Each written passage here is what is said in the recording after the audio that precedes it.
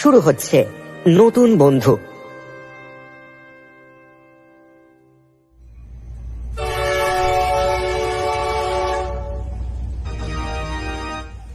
कृपया ध्यान दीजिए 12,621।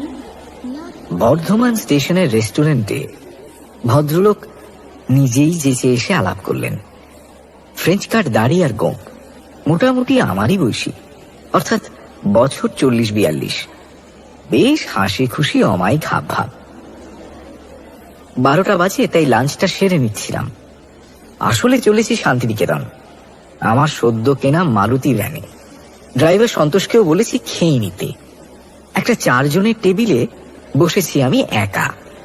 সবে ভাত আর মাংস অর্ডার দিয়েছি, এমন সময় ভদ্রলোক আমার দিকে এগিয়ে এসে বললেন, আপনার টেবিলে বসতে পারি?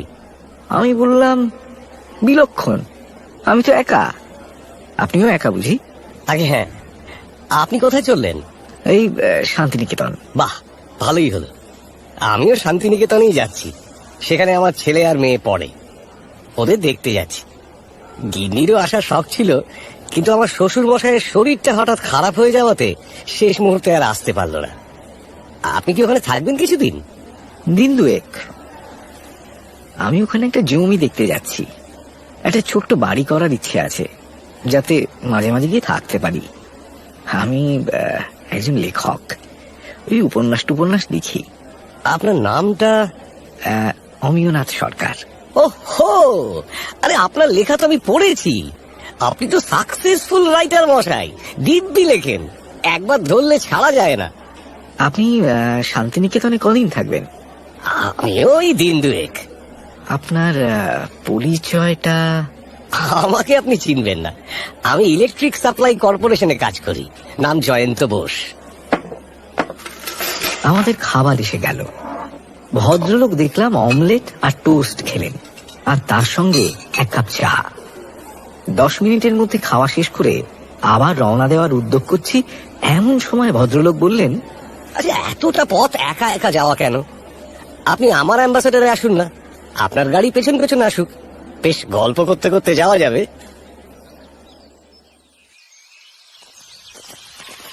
প্রস্তাবটা আমার ভালোই লাগলো। ড্রাইভারকে বলে দিলুম, তারপর জয়ন্ত বাবুর গাড়িতে উঠলাম। এই গাড়িটাও মোটামুটি নতুন বলেই মনে হলো। ভদ্রলোককে জিজ্ঞেস করতে বললেন, বছর খানেক হলো কিনেছেন। আমরা 1:45 নাগাদ রওনা দিয়ে দিলাম।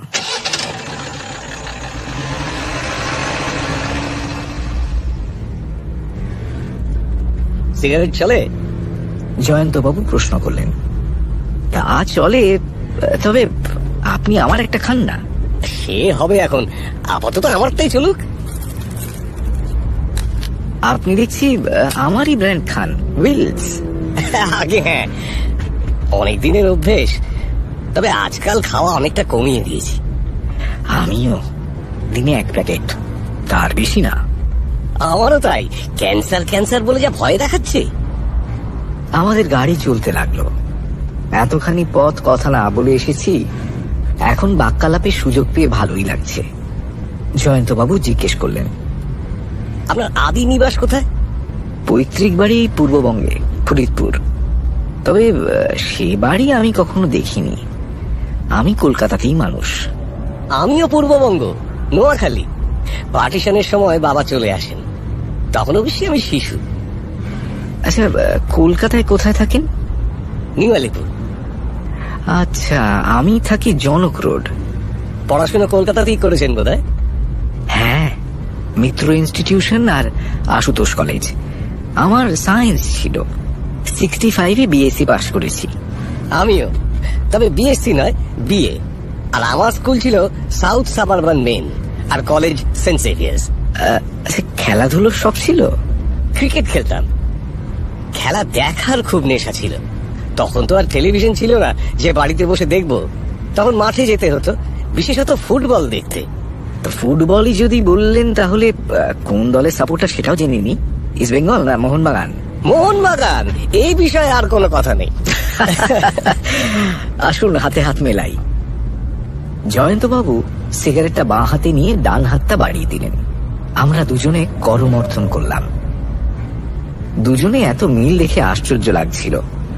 জয়ন্তবাবু বললেন, আপনার সঙ্গে আলাপ করে সত্যিই ভালো লাগছে।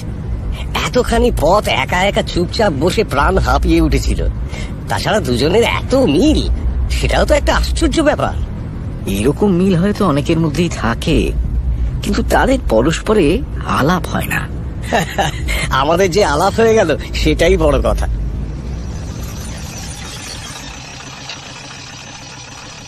শান্তিনিকেতন যখন পৌঁছলাম তখন প্রায় 3:30 বাজে। দুজনেরই বুকিং ছিল বোলপুর টুরিস্ট লজে, তার উপর আবার পাশাপাশি ঘর। একেবারে অবিশ্বাস্য ব্যাপার। ঘরে মালপত্র রেখে হাত মুখ ধুয়ে দুজনেই যে যার কাজে বেরিয়ে পড়লাম। শান্তিনিকেতনে অনেক দিনের এক বাসিন্দার সঙ্গে আমার পরিচয় ছিল। তিনিই আমাকে জমির কথাটা বলেছিলেন। তাকে সঙ্গে করে দেখে এলাম জমিটা। পছন্দ হলো। জমির মালিকের সঙ্গেও কথা হয়ে গেল। কিছু আগাম দিয়ে জমিটা বুক করে নিলাম। তারপর আমার আলাপির নাম ভবতারণ দত্ত। তার বাড়িতে গিয়ে চা খেয়ে 5:30 নাগাদ লজে ফিরলাম। জয়ন্তবাবু দেখলাম তখনও ফেরেননি। ভাবছি বেয়ারাটাকে ডেকে আরেক কাপ চা দিতে বলি, এমন সময় অনুভব করলাম মাথাটা বেশ ধরেছে। সঙ্গে অ্যাসপ্রো ছিল। একটা খেয়ে নিয়ে বিছানায় শুলাম। ঘন্টাখানিক শুয়ে থেকেও মাথা ধরাটা গেল না। এবার অনুভব করলাম শুধু মাথা ধরা নয়, তার সঙ্গে চোখ জ্বালা করছে আর গা ম্যাজ ম্যাজ করছে। নাড়িটা টিপে দেখলাম যে বেশ দ্রুত। এদিকে থার্মোমিটার সঙ্গে নেই, তাই জ্বর দেখতে পাচ্ছি না। এমন সময় দরজায় টোকা পড়ল। গলাটা তুলে বললাম, ভেতরে আসুন। দরজা ঠেলে জয়ন্তবাবু ঢুকলেন। আমাকে দেখি ভদ্রলোকের মুখে একটা উদ্বিগ্ন ভাব দেখা দিল। সে কি, আপনি বিছানায় কেন, বেরোননি? বেরিয়েছিলাম, কাজ হয়ে গেছে। ফিরে এসে দেখি শরীরটা একটু ম্যাজ ম্যাজ করছে আর মাথাটাও ধরেছে। ভদ্রলোক আমার কপালে হাত দিয়ে বললেন, এ কি, আপনার তো বেশ জ্বর। দাঁড়ান দাঁড়ান, আমার কাছে থার্মোমিটার আছে। ভদ্রলোক তার ঘর থেকে থার্মোমিটার নিয়ে এলেন। জ্বর উঠল 102। জয়ন্তবাবু বললেন, দাঁড়ান, নিজে থেকে কিছু ডিসাইড না করে ব্যাপারটা ডাক্তারের হাতে ছেড়ে দেওয়াই ভালো। ডাক্তার? কোনো চিন্তা নেই, বোলপুরের কাছেই ডাক্তার আছে আমার চেনা, আমি সব ব্যবস্থা করছি। ভদ্রলোক ঘর থেকে বেরিয়ে গেলেন।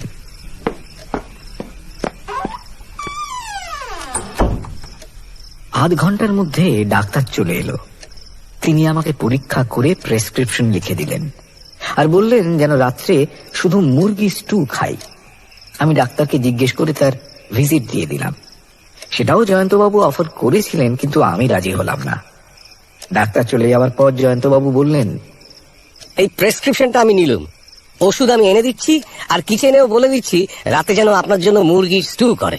আমি বাধা দিয়ে বললাম, আপনি ওষুধ আনবেন কেন, আমার ড্রাইভারই তো রয়েছে। ভদ্রলোক কথাটা কানেই তুললেন না। বচসা করে লাভ নেই, তাই ভদ্রলোকের সহৃদয় সহায়তা মেনে নিলাম। আর মনে মনে বললাম, ইনি না থাকলে সত্যি আতান্তরে পড়তে হতো। জয়ন্তবাবু ওষুধ এনে দিলেন। আমি একটা বড়ি খেয়ে নিলাম। ভদ্রলোক বললেন, আমার ছেলে মেয়ে ভালো আছে, কাজে আমি নিশ্চিন্ত। আমার এমন কোনো কাজও নেই, আমি এখানেই বসছি। আপনি চুপচাপ শুয়ে থাকুন, যদি ঘুম পায় তো ঘুমন। আমার বিশ্বাস আপনার কলকাতা থেকেই শরীরটা একটু বেসামাল হয়েছিল।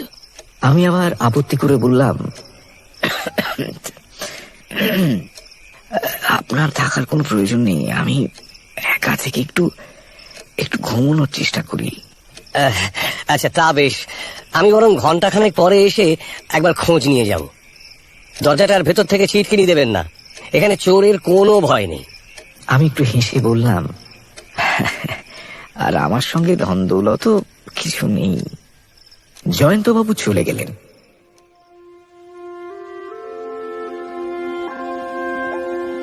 পরোপকারটা সকলের আসে না, অধিকাংশ মানুষই স্বার্থপর হয়, অন্তত আমার অভিজ্ঞতা তাই বলে।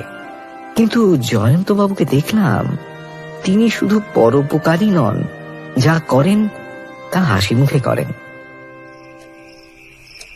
ঘুম এলো না। ঘণ্টাখানেক পরে জয়ন্তবাবু আবার এসে বললেন,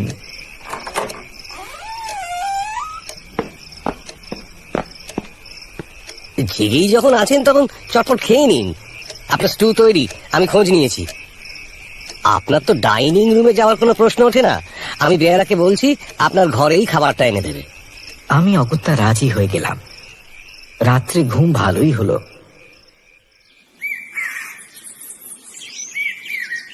সকালে বুঝতে পারলাম শরীরটা বেশ হালকা বোধ হচ্ছে।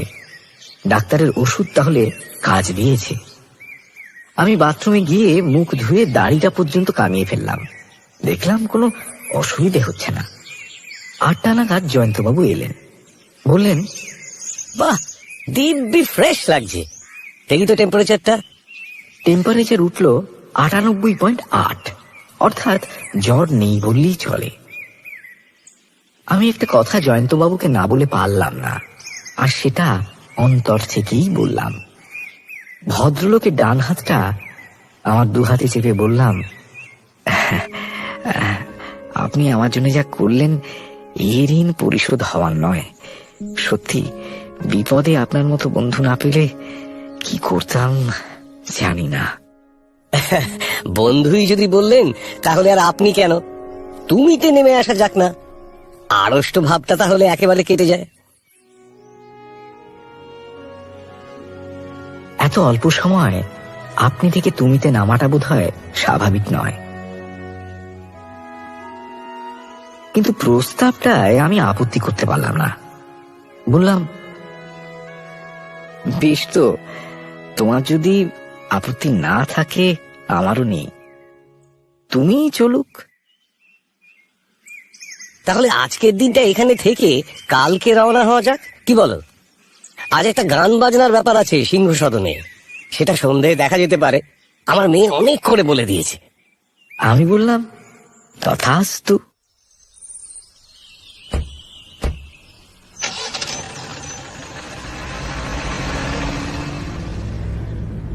পরদিন সকালে ব্রেকফাস্ট খেয়ে আমরা বেরিয়ে পড়লাম। শরীরটা ঝরঝরে লাগছে, জ্বরের লেশ মাত্র নেই। এবার জয়ন্তকে মালতীতে তুলে আমরা আগে গেলাম, পিছনে অ্যাম্বাসেডর। পথে নানান গল্পে, রাস্তার পাশে চায়ের দোকানে নেমে চা খাওয়ায়, পান্ডুয়াতে নেমে প্রাচীন ধ্বংসাবশেষ ঘুরে দেখায়, বন্ধুত্বটা আরো জমে উঠল। মনে মনে বললাম, এই লোকটা এতদিন কোথায় ছিল? কি আশ্চর্যভাবে মানুষে মানুষে আলাপ জমে ওঠে। এর সঙ্গে কলকাতায় গিয়ে অনেক দেখা হবে, সুখ দুঃখের কথা হবে। দুজনে সন্ধ্যায় বসে দাবা খেলব। ভাবতেও মনটা খুশিতে ভরে উঠল। কলকাতা পৌঁছে স্বভাবতই জয়ন্তকে আগে নিউ আলিপুরে পৌঁছে দিয়ে বললাম, বাড়ি তো চিনে গেলাম, এবার একদিন সপরিবারে আসব।